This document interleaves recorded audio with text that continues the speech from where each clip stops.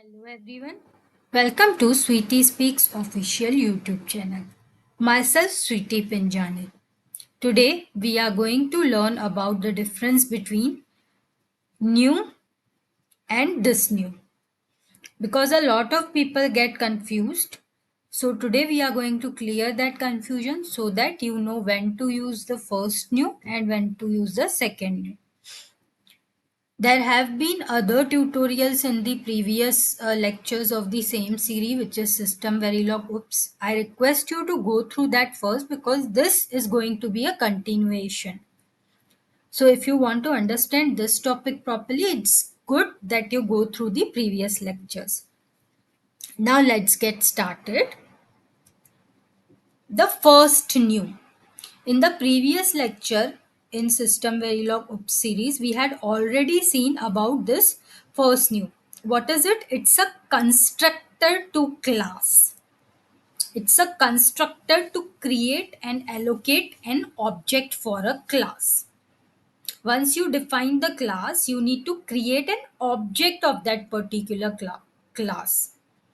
And constructor is something which creates the object for that class. This new is the constructor. Another thing is constructor will create only one object, single object for the class.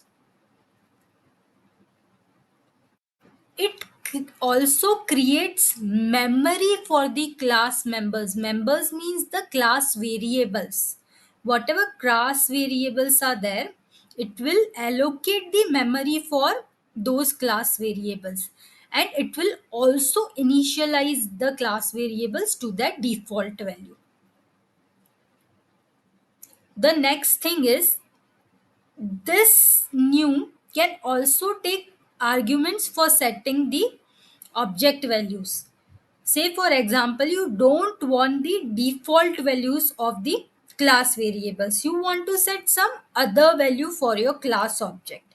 In that case, this new operator you can modify inside the class in such a way that this new will take the input arguments, and those input arguments will set the value for your class variables. Let's see an example. Say I have a class packet. After that, packet p1. This p1 is nothing but handle to the class, and p1 equal to new. This is new is the constructor for the class packet whose object you are creating with the help of handle p1. When you call this new, the memory will be allocated for the packet class variables and functions. Whatever class variables and functions are there inside your class packet, the memory for all of them is going to get allocated once you call this new constructor. If you want to deallocate this memory, which was allocated by the constructor, then you need to use null. Here is an example, p1 dot null. P1 is the packet class object, and once you say p1 dot null, it will remove all the allocated memory. This is about the new, which is constructor for a class. Now let's see another new. This new is the operator to size or resize your dynamic array. We had talked about dynamic array in detail in System Verilog tutorial series, which is available on the same YouTube channel, Sweetie Speaks Official. If you have not gone through System Verilog tutorial series dynamic array, please go through it. And then you will know that this new operator you will see there, which we are using to size or resize the dynamic array. It will build the array with multiple elements. How many number of elements that we will specify inside the square brackets.